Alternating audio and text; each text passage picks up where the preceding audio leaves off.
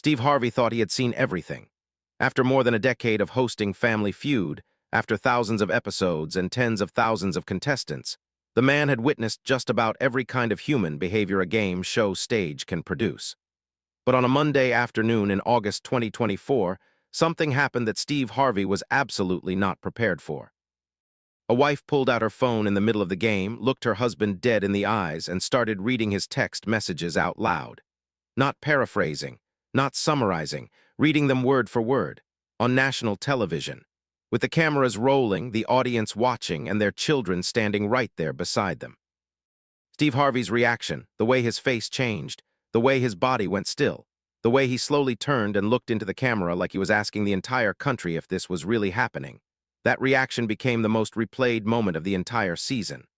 What started as a normal game show episode turned into one of the most raw, emotional, and unforgettable moments in television history. And the texts that this wife read out loud did not just expose her husband. They exposed a lie that had been suffocating an entire family for over a year. Before we get into everything that happened, make sure you hit that subscribe button and turn on the notification bell so you never miss stories like this one. Trust me, you are going to want to hear every word. The Franklin family from Baltimore, Maryland had been waiting for this day for a long time. Appearing on Family Feud had been a family project, something they had all worked on together. They had filmed the audition video as a group. They had practiced playing the game in their living room for weeks. They had made the trip to Atlanta together, all 5 of them packed into a minivan for the 9-hour drive because plane tickets for 5 people were not in the budget. For the Franklin family, this was not just a game show appearance. It was a family adventure. At least, that is what it was supposed to be. At the center of the family was 43-year-old Tamara Franklin. Tamara was a woman who had built her life around one principle: hold the family together no matter what. She was a social studies teacher at a middle school in East Baltimore, a job that required the same skills she used at home: patience, organization, the ability to read a room, and a backbone made of reinforced steel. Tamara woke up every morning at 4:30. She graded papers before dawn. She made breakfast for the entire family. She drove her children to school, drove herself to a different school, spent the day managing 130 7th graders, drove home, cooked dinner, supervised homework, attended whatever sports practice or school event was on the calendar, and collapsed into bed around 11 o'clock at night. She did this 5 days a week, 50 weeks a year, and she had been doing it for 16 years without missing a beat. Her husband, 46-year-old Marcus Franklin, was a fleet manager for a delivery company. It was a good job with decent pay, and Marcus was competent at it. He managed a team of 30 drivers, handled logistics and scheduling, and kept things running smoothly at the distribution center. But the qualities that made Marcus effective at work, his ability to compartmentalize, to keep separate systems running independently, to maintain a composed exterior even when things were chaotic behind the scenes, those same qualities had allowed him to lead a double life that nobody in his family suspected. Their 3 children stood with them on the stage. There was Aaliyah, 18, the oldest, who had just graduated high school and was heading to Morgan State University in the fall to study biology. Aaliyah was sharp, perceptive, and fiercely protective of her mother. Then there was Devin, 15, a sophomore and the quiet one of the family, who played chess competitively and spent most of his free time reading. And the youngest was Kayla, 12, a bubbly 6th grader who had been the most excited about the Family Feud appearance, and who had no idea that this trip would become the day her family changed forever. Here is what Tamara knew and what nobody else on that stage had any idea about.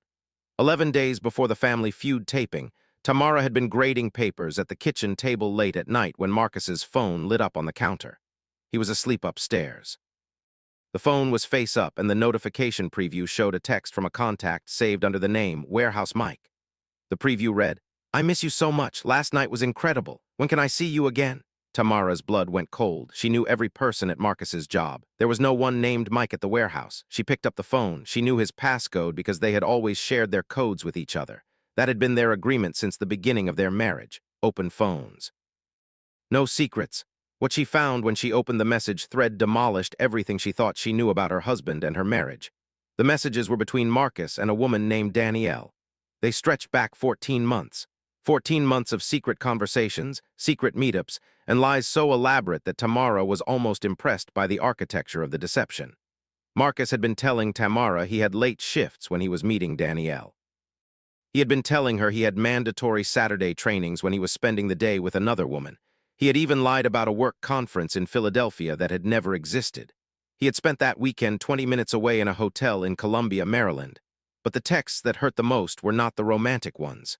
They were the ones where Marcus talked about Tamara. He described her as boring, predictable. He said she cared more about lesson plans than about him. He said she had let herself go. He said that Danielle made him feel alive in a way Tamara had not in years. Tamara read every single message. She did not cry. She did not wake Marcus up.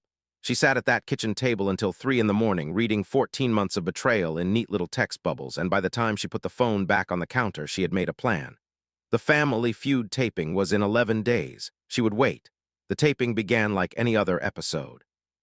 The Franklin family was matched against the Palmer family from Philadelphia. Steve Harvey came out, the audience erupted, and the game was underway. The first round was normal. The second round was competitive and fun. Tamara was giving great answers. Marcus was his usual composed, affable self, playing the role of the proud family man so convincingly that Tamara felt physically ill watching him do it. He put his arm around her during a break. He kissed her cheek for the cameras. Told Steve she was the backbone of their family. Every word out of his mouth was a performance, and Tamara knew it. And she let him perform, because the third round was coming. Steve asked the question for the third round face-off. Name something you would find on your partner's phone that would make you suspicious. The question hung in the air like a match over gasoline. Tamara hit the buzzer. She hit it so fast that her hand was a blur. She beat the Palmer family by a full second. Steve turned to her. All right, Tamara, name something on your partner's phone that would make you suspicious. Tamara did not answer the question. Instead, she reached into the pocket of her blazer and pulled out her own phone. The studio fell silent instantly. People could feel that something was about to happen. The energy shifted like the air before a storm. Mr. Harvey, Tamara said, her voice perfectly controlled. I do not need to guess. I can show you. She turned to Marcus. His face went from confident to confused to terrified in the span of 3 seconds. Tamara, what are you doing? He said. His voice was tight. Tamara unlocked her phone. She had screenshotted every relevant text message and saved them in an album. She held the phone up not for the cameras but for Marcus, and she began to read. August 7th. From a contact your husband saved as Warehouse Mike. I miss you so much. Last night was incredible. When can I see you again? That is not from anyone named Mike, Marcus. That is from a woman named Danielle, and there are 14 months of these messages. The audience collectively inhaled. The sound was audible on the recording. 200 people pulling in breath at the same time creates a sound that is almost supernatural. Steve Harvey dropped his cards, not set them down, dropped them. They hit the podium and slid onto the floor. His mouth opened and stayed open. Looked at Tamara, then at Marcus, then directly into the camera with an expression that said, Are you all seeing what I am seeing? Marcus's face had drained of all color. He reached toward Tamara. Tamara, stop, please, not here, not in front of the kids. Tamara stepped away from his reach. You should have thought about the kids when you were texting another woman for 14 months, Marcus. You should have thought about them when you told Danielle that I was boring, when you said I let myself go. When you lied about a conference in Philadelphia so you could spend a weekend in a hotel in Columbia. Each detail landed like a bomb. The audience gasped with each revelation. Marcus looked like a man watching his house burn down in slow motion.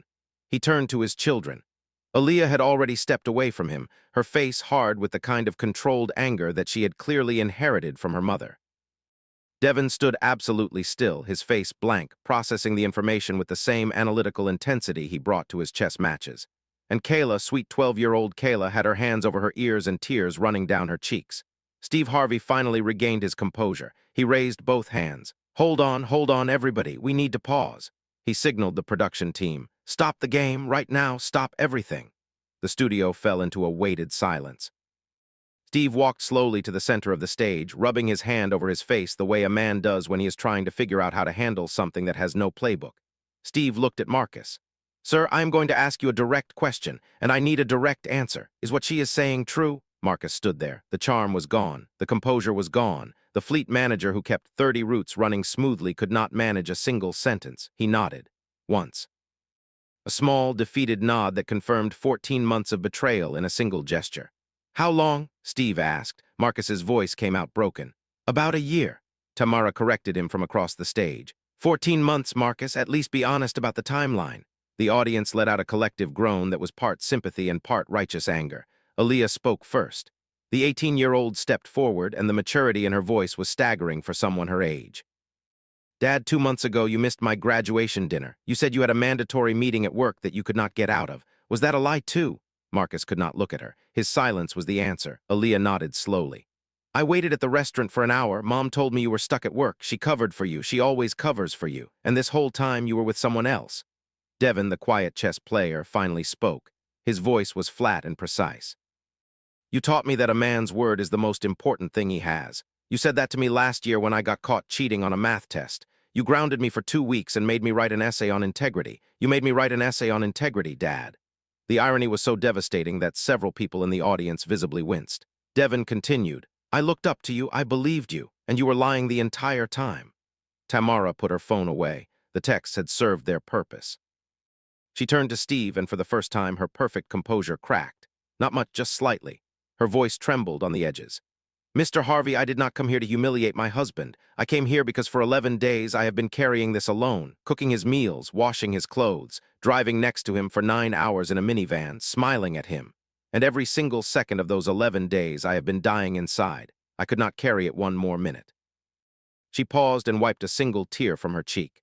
I am a teacher. I teach my students every day that truth matters, that character matters, that the choices you make when nobody is watching define who you really are. I could not stand on this stage and pretend. I have been pretending for 11 days, and before that I was being lied to for 14 months. That is almost 15 months of my life that was not real. I deserve better than that. My children deserve better than that. Standing ovation was immediate and enormous. People were on their feet before Tamara finished speaking. The applause was thunderous. Women in the audience were crying and nodding. Men were clapping with solemn expressions. The Palmer family on the opposite side of the stage had abandoned any pretense of being opponents and were openly supportive, Mrs. Palmer wiping her own eyes and nodding at Tamara with a look of deep respect. Steve Harvey walked over to Tamara and stood beside her, not in front of her. Not between her and Marcus, beside her, a deliberate, visible act of alignment. Tamara, Steve said, his voice thick with emotion, I need to say something to you and I need everyone watching to hear this. What you just did was not revenge. I have seen revenge on this stage. That is not what this was. This was a woman who was suffocating under a lie that was not hers, and she chose to breathe. She chose the truth. And the truth, as ugly as it is right now, is the only thing that can give this family a chance at something real going forward.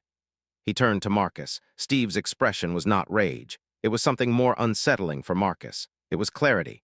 Sir, your wife just gave you the most painful gift anyone has ever given you. She gave you the truth. Not behind closed doors where you could control the narrative, not in a whispered argument at midnight. She gave it to you in the open, where you cannot spin it, where you cannot minimize it, where you have to face it exactly as it is. What you do with that truth is going to define the rest of your life. Marcus was a wreck. His face was streaked with tears. His hands were shaking. The composed fleet manager who ran 30 routes without breaking a sweat could not hold himself together. Tamara, he said, his voice raw, I know sorry is not enough. I know there are no words that fix this. I destroyed everything. I destroyed us, and I do not even know why. You are the best person I have ever known. You are the best mother, the best partner, and I threw it all away for something that meant nothing. I have no excuse. I have nothing. Tamara looked at him for a long, quiet moment. The studio waited. Then she said something that would become one of the most quoted lines from the entire episode. Marcus, you are right. Sorry is not enough, but it is a start. The problem is you are 14 months late. The audience roared. Steve made an announcement after the emotional storm had settled. He told the production team that the Franklin family would be given the option to continue the game or stop. Tamara chose to continue. She said she had driven 9 hours in a minivan to play Family Feud, and she was not leaving without finishing what she came to do. The audience loved her for it. The game resumed with Tamara leading. She answered every question with the quick, decisive confidence of a woman who had nothing left to hide. The Franklin family won the game. Tamara and Aaliyah played fast money together. Mother and daughter standing side by side, their bond visible to everyone in the room. They scored 169 points and won the $20,000 prize. When the number lit up, Tamara hugged Aaliyah and whispered something in her ear. Aaliyah later told a reporter that her mother had said, "This money is for our fresh start." Marcus watched from the side of the stage, tears still falling, understanding that the word "our" did not include him. Not anymore, not right now. Steve closed the taping with words directed at Tamara. You came here as a family, and I know things look different now than they did this morning, but I want you to know something. What happened on this stage today was not the end of anything. It was the beginning. The beginning of the truth. And the truth is the only foundation strong enough to build anything real on, whether that is a marriage or a new life or whatever comes next. You showed your children what courage looks like. That is worth more than any amount of money. When the episode aired 3 weeks later, the internet erupted. The clip of Tamara pulling out her phone and reading the texts went viral instantly, accumulating over 85 million views across platforms in the first week. It became the most discussed Family Feud moment of the year. Every major news outlet covered the story. The clip was analyzed on morning shows, debated on podcasts, and dissected in opinion columns. People had strong reactions in every direction. Some praised Tamara for her courage. Others questioned whether a game show stage was the right venue. The overwhelming consensus was admiration for a woman who had carried an impossible burden for 11 days and chose to put it down on her own terms. The phrase, 14 months late, trended globally for 4 days. It became shorthand for the idea that an apology loses its power when it only comes after someone is caught. People printed it on merchandise. Comedians referenced it in routines. Relationship therapists used it in sessions to illustrate the concept of delayed accountability.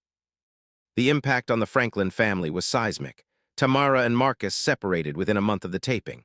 Tamara moved with the children into an apartment closer to her school. It was smaller than their house, but she told a friend it felt bigger because there were no lies hiding in the corners. Marcus moved into a one-bedroom apartment and began intensive therapy. He cut off all contact with Danielle. He started attending a men's accountability group that met weekly at a community center in Baltimore. Aaliyah enrolled at Morgan State as planned and thrived.